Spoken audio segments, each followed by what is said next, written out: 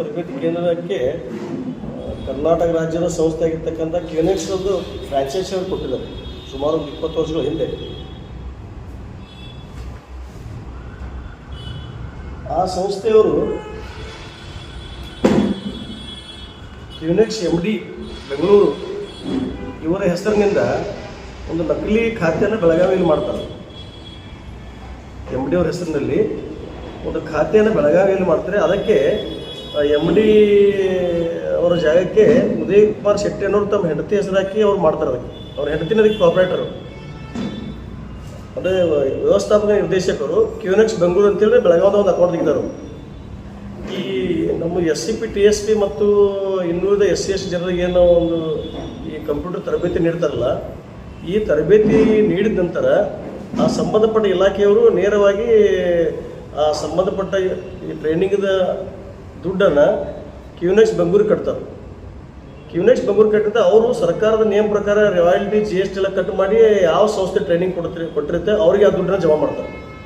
ಆದರೆ ಇಲ್ಲಿರ್ತಕ್ಕಂಥ ಲಕ್ಷ್ಮೀ ಉದಯ್ ಶೆಟ್ಟಿ ಅನ್ನೋವಂಥ ಹೆಣ್ಣುಮಗಳು ಮತ್ತು ಅವರ ಯಜಮಾನರಾಗಿರ್ತಕ್ಕಂಥ ಉದಯ್ ಕುಮಾರ್ ಶೆಟ್ಟಿ ಅವರು ಏನು ಮಾಡ್ತಾರಂತಂದರೆ ನೇರವಾಗಿ ಆ ಚೆಕ್ಕನ್ನು ತೊಗೊಂಡು ತಮ್ಮ ಹೆಂಡತಿ ಅಕೌಂಟ್ MD ಕ್ಯೂನೆಕ್ಸ್ ಬೆಂಗಳೂರು ಬೆಳಗಾವಿ ಅಂತ ಅಕೌಂಟ್ ತೆಗೆದಾರೆ. ಆ ಅಕೌಂಟ್ ಜಮಾ ಮಾಡಿ ನೇರವಾಗಿ ದುಡ್ಡನ್ನು ತಮಗೆ ಅಕೌಂಟ್ ಜಮಾ ಮಾಡ್ಕೊತಾರೆ. ಅದನ್ನು ತಾವೇ ಡ್ರಾ ಮಾಡ್ಕೊಂಡ್ಬಿಡ್ತಾರೆ.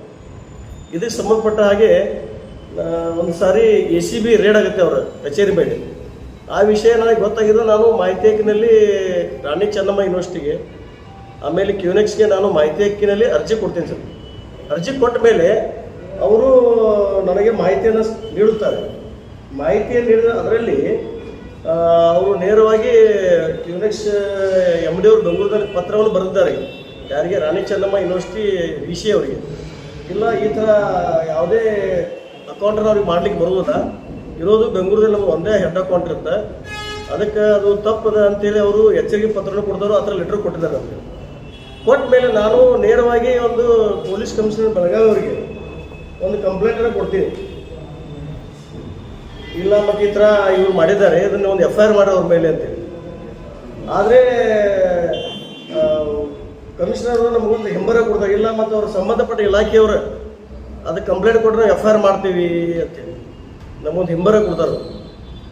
ಆವಾಗ ನಾನು ಈ ಕ್ಯೂನೆಕ್ಸ್ MD ಅವ್ರಿಗೆ ಈ ಥರ ಅವರು ನಮ್ಗೆ ಹಿಂಬರ ಕೊಡೋದು ನೇರವಾಗಿ ಮಾಡಿದಾಗ ಅವ್ರು ನೇರವಾಗಿ ಒಂದು FIR ಅವ್ರ ಮೇಲೆ ಮಾಡ್ತಾರೆ. ಯಾರ ಮೇಲೆ? ಲಕ್ಷ್ಮೀ ಉದಯ್ ಶೆಟ್ಟಿ ಅವ್ರ ಮೇಲೆ, ಶೆಟ್ಟಿ ಅವ್ರ ಮೇಲೆ ಒಂದು FIR ಮಾಡಿ, ಇವರು ಉದಯ್ ಕುಮಾರ್ ಶೆಟ್ಟಿ ಅವರು ಇವರು ಖಾಸಗಿ ವ್ಯಕ್ತಿ, ಇದು ಯಾವುದೂ ಸರ್ಕಾರಿ ನೌಕರಸ್ಥರಲ್ಲ. ಅವರು ಬೆಳಗಾವಿ ಸೋಷಿಯಲ್ ಕ್ಲಬ್ ಇದೆಯಲ್ಲ, ಅದು SP ಅವರು ಅದಕ್ಕೆ ಮೋಸ್ಟ್ಲಿ ಅಧ್ಯಕ್ಷರಿರ್ತಾರೆ. ಆ ಸೋಷಿಯಲ್ ಕ್ಲಬ್ದಲ್ಲಿ ನಾನು ಕ್ಯೂನೆಕ್ಸ್ನಲ್ಲಿ ಕ್ಲಾಸ್ 1 ಅಧಿಕಾರಿ ಇದ್ದೇನೆ ಅಂತ ನೌಕರಿ ಮಾಡ್ತಾ ಇದ್ದೀನಿ ಅಂತ ಒಂದು ಸರ್ಟಿಫಿಕೇಟ್ ರೆಡಿ ಮಾಡಿಕೊಂಡು ಫೇಕ್ ಸರ್ಟಿಫಿಕೇಟ್ನ ಕೊಟ್ಟು ಕ್ಲಬ್ ಮೆಂಬರ್ ಆಗ್ತಾರೆ ಸರ್. ಬೆಳಗಾವಿ ಕ್ಲಬ್ಗೆ ಮೆಂಬರ್ ಆಗ್ತಾರೆ ಸರ್. ಇದೆ ಸರ್, ಅದು ಕ್ಯೂನೆಕ್ಸ್ ಅದು ಕೊಟ್ಟರೆ ಸರ್ ದಾಖಲೆ ಇದಕ್ಕೆ ಸಂಬಂಧಪಟ್ಟಾಗ ಸರ್ ನಾನೇನು ಮಾಡ್ತೀನಿ, ಕ್ಯೂನೆಕ್ಸ್ ಬೆಂಗಳೂರಿಗೆ ಒಂದು ಮಾಹಿತಿಗೆ ಅರ್ಜಿ ಕೊಟ್ಟು ಈ ಥರ ವ್ಯಕ್ತಿ ನಿಮ್ಮಲ್ಲಿ ಹುದ್ದೆ ಒಳಗೆ ಇದಾರ ಅಂತೇಳಿ, ಅದಕ್ಕೆ ಅವ್ರು ಏನು ಮಾಡ್ತಾರೆ, ನಮ್ಗೆ ರಿಪ್ಲೈ ಕೊಡ್ತಾರೆ, ಈ ಥರ ನಮ್ಮಲ್ಲಿ ಯಾವ ಹುದ್ದೆ ಇಲ್ಲ ಮತ್ತು ಅವ್ರಿಗೆ ನಾವು ಆದೇಶ ಕೊಟ್ಟಿಲ್ಲ, ನಮ್ಮ ನೌಕರ ಸ್ನಾನ ಅಂತೇಳಿ. ಸೊ ಅವಾಗ ನಾನು ಕ್ಯಾಂಪ್ ಪೊಲೀಸ್ ಸ್ಟೇಷನ್ಗೆ ಕಂಪ್ಲೇಂಟ್ ಕೊಟ್ಟು ಅವ್ರ ಮೇಲೆ FIR ಮಾಡಿದ್ದೀನಿ ಸರ್. 420 ಅಂಡರ್ ಸೆಕ್ಷನ್ 420 IPC ಒಂದು FIR ಆಗಿದೆ.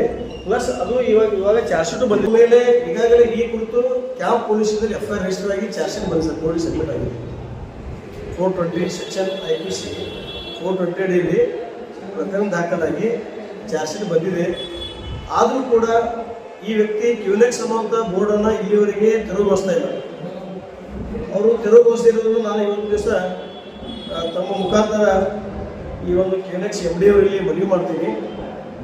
ಬರುವ 3/6/2025 ಆ ಕ್ಯೂನೆಕ್ಸ್ ಸಂಸ್ಥೆಯ ಬೋರ್ಡನ್ನು ತೆರವುಗೊಳಿಸಲು ತಾವು ವಿಫಲರಾದರೆ ನಾವೇ ನೇರವಾಗಿ ಎಲ್ಲ ದಲಿತ ಸಂಘಟನೆಗಳನ್ನು ಮತ್ತು ಎಲ್ಲ ಇತರೆ ಸಂಘಟನೆಗಳನ್ನು ತೆಗೆದುಕೊಂಡು ಹೋಗಿ ಅಲ್ಲಿ ತಮಟೆ ಚಳವಳಿ ಮುಖಾಂತರ ಆ ಒಂದು ಸಂಸ್ಥೆ ಮುಂದಿನ ಬೋರ್ಡನ್ನು ತೆರವುಗೊಳಿಸುವವರಿಗೆ ಒಂದು ಸತ್ಯಾಗ್ರಹವನ್ನು ಕೈಗೊಳ್ಳಲಿಕ್ಕೆ ನಾನು ನಿರ್ಧಾರ ಮಾಡಿದ್ದೀನಿ. ತಮ್ಮ ಪರಿಚಯ?